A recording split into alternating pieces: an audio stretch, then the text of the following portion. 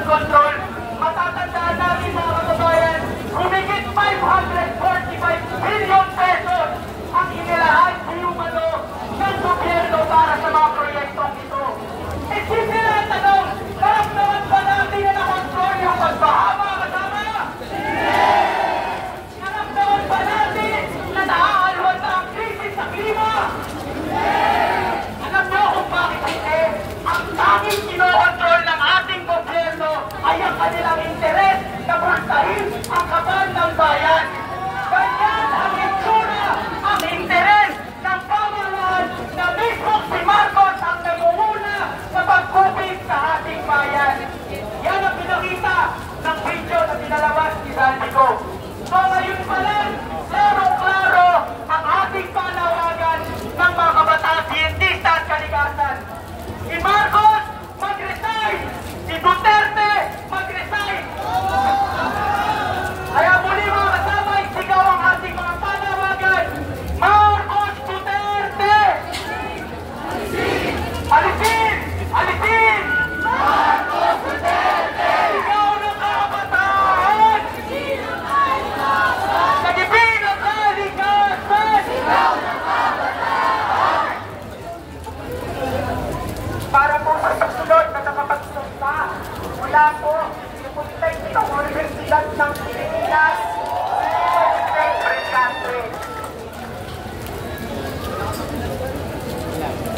lahat ng kurakot! Dapat manabot! Dapat managot!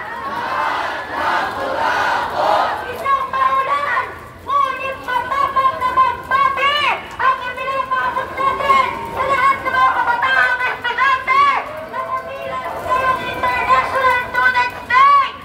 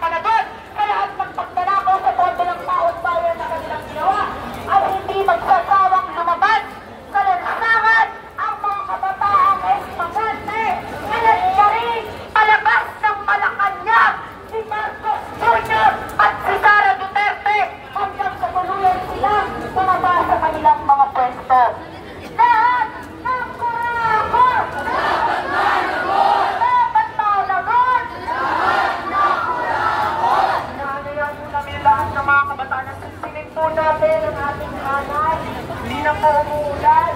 Pagbawain po natin ng protesta ang kahabaan ng Mendiola. Makinig po tayo sa ating programa, ating pagpanawagan ang tuloy ng pagpapanagot sa mga kurap at tiwali ng ating gobyerno. At para sumahin na ang ating programa, tinatawagan po natin ang National Chairperson ng anak baga na si Kim Gomez. Ang kabataan mo, kabayan! Lumayaban! Ang kabataan lumalaban! Makabayan! Mga kapwa mo, kabataan! Ngayong hapon po, muli natin ipinatunayan kung gaano kalasto ang pinaglalaban ng kabataan. Ngayong hapon, nasaksihan natin paanong nahahati ang kabataan sa ating lipunan.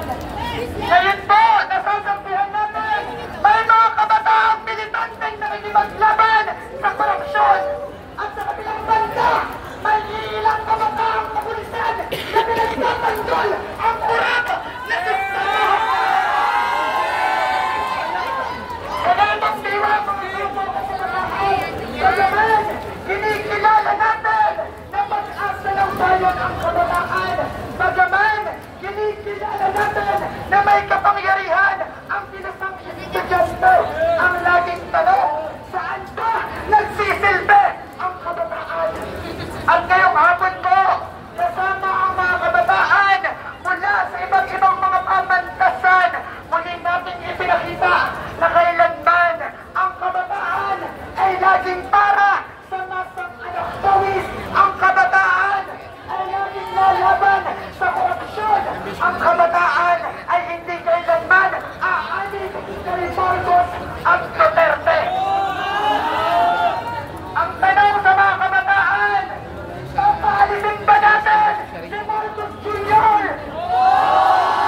Papaalisin ba natin si Sara Duterte? Malinaw ang kasagutan ng mga kabataan. Kaya Marcos at Duterte, mahiya kayo sa mga balat nyo. Huwag niyong gagamitin ang kinasang kabataan. Ang mga protesta, ang mga walkout ng kabataan ay hindi para iluklok kayo sa pwesto. Ang protesta, ang walkout ng kabataan ay para alisin kayo sa pwesto at itayo ang gobyerno ng mamamayan. Ngayon, ang hamon sa lahat ng kabataan, lumikha ng kasaysayan. Ngunit, batang nakalikha sa rin ng kasaysayan, malinaw, kailangan sumanib ng kabataan sa masang anak tawis dahil hindi kakayanin ng kabataan ng tayo-tayo lang. Ngayon, sa naipatok ng kabataan, ang pinasanghukaw, ang panawagan, tumungo sa mga pagawaan, tumungo sa mga samahan, at palakasin pa ang kilusan laban sa korupsyon, palakasin pa ang kilusan laban sa burokrata kapitalismo, sa imperialismo, ang sosyalismo. Dahil namin sa pagkakaisa ng kabataan, kasama ng saligang alyansa ng manggagawa at magsasaka. Tunay na naitatapag ang isang gobyerno, gobyerno ng bayan, hindi gobyerno ni Marcos at Duterte. Kaya naman, ating isigaw, ang kabataan mo, kabayan! Lumayaban! Ang kabataan lumalaban! Makabayan! Marcos Duterte! Alisin! Alisin! Alisin! Alisin! Marcos Duterte! Mas malakas! Marcos Duterte! Alisin! Alisin! Alisin! Alisin! Marcos Duterte! Maraming salamat po!